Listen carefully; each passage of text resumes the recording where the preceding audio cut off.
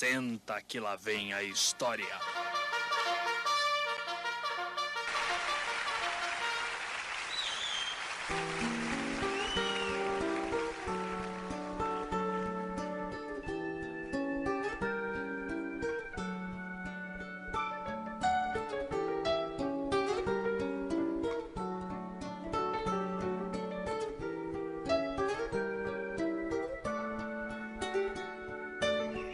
Dizem que sou louco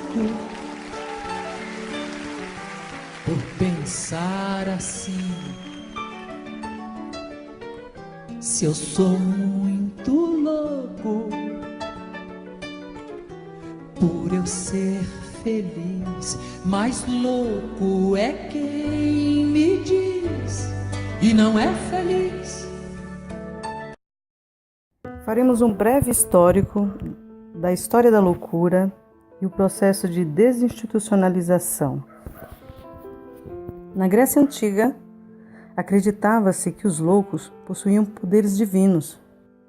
Já na Idade Média, após a erradicação da lepra, no final do século XV, os leprosários começaram a ser utilizados para tratar outras doenças, inclusive a loucura.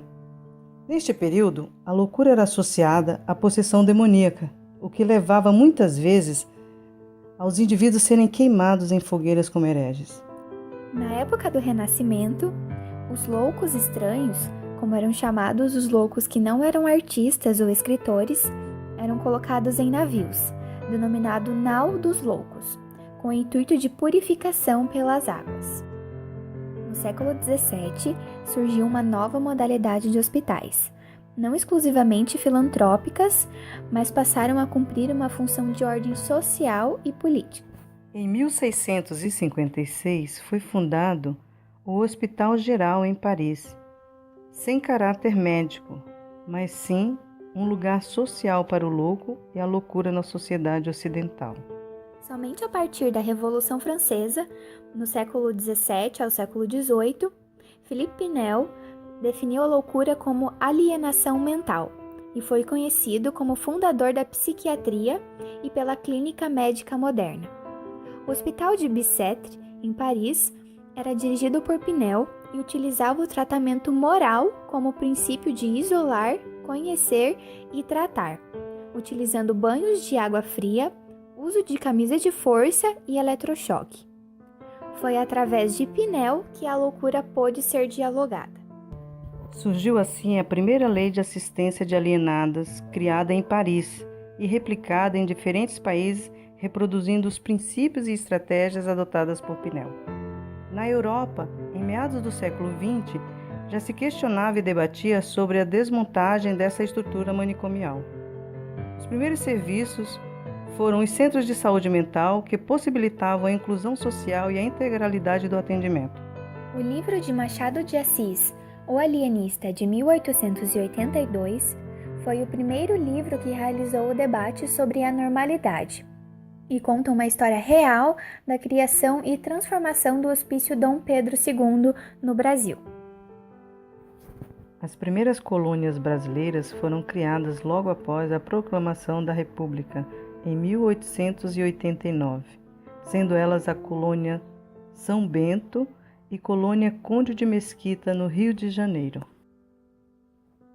No Brasil, a loucura não era vista como algo estranho e era incluída no convívio social até o século XIX, com a fundação do Hospital do Brasil, Hospício Dom Pedro II, que reproduziu os hospícios franceses de Pinel.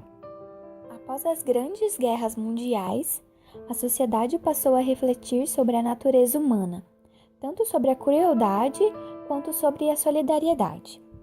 Assim, nasceram as primeiras experiências de reforma psiquiátrica, dando origem às comunidades terapêuticas. Já no século XX foi fundado o Hospital Colônia de Barbacena, em Minas Gerais.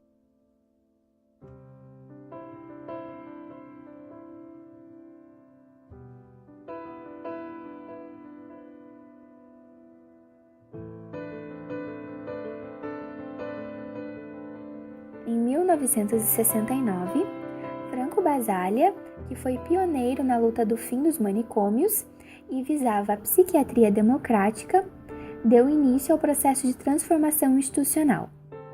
Ele visitou o Hospital Colônia de Barbacena e retornou criticando a forma como os procedimentos eram realizados e que ocorriam de forma desumana e semelhantes ao Holocausto nazista.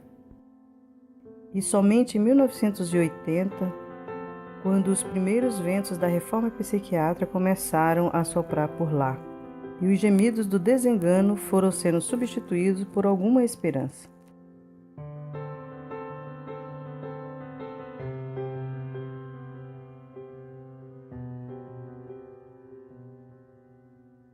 Com a Lei 8080 de 1990 e a Lei 8142 de 1990, adota-se o termo usuário, que significa um deslocamento do local social das pessoas em sofrimento. Também houve a fundação de residências terapêuticas com o objetivo de construir novamente a autonomia e independência dos usuários. Quando finalmente surgem os CAPs, Centro de Atenção Psicossocial, consolidando e substituindo os serviços de natureza manicomial. Esses serviços eram abertos à comunidade, respeitando a subjetividade de cada indivíduo. A Lei 10.216, de 2001, dispõe sobre a proteção e os direitos das pessoas portadoras de transtornos mentais e redireciona o modelo assistencial em saúde mental. Esta lei foi conhecida como a Lei da Reforma Psiquiátrica e extinguiu os manicômios. A Lei 10.708, de 2003, instituiu o auxílio reabilitação psicossocial para as pessoas com transtornos mentais egressas de internações psiquiátricas há mais de 2 anos. O programa De Volta para Casa é um modelo desse auxílio reabilitação. O programa De Volta para Casa visa contribuir para a inserção social de pessoas que estiveram internadas ao menos 2 anos ininterruptos em hospital psiquiátrico. Lembrando que o programa é integrante da RAPS, a Rede de Atenção Psicossocial. A RAPS estabelece os pontos de atenção para o atendimento de pessoas com transtornos mentais, incluindo os efeitos nocivos do uso de crack, álcool e outras drogas, a qual integra o Sistema Único de Saúde, o SUS. A rede é composta por serviços e equipamentos variados, tais como os Centros de Atenção Psicossocial, o CAPS, os serviços residenciais terapêuticos, os Centros de Convivência e Cultura, as unidades de acolhimento e os leitos de atenção integral, tanto em hospitais gerais quanto no próprio CAPS.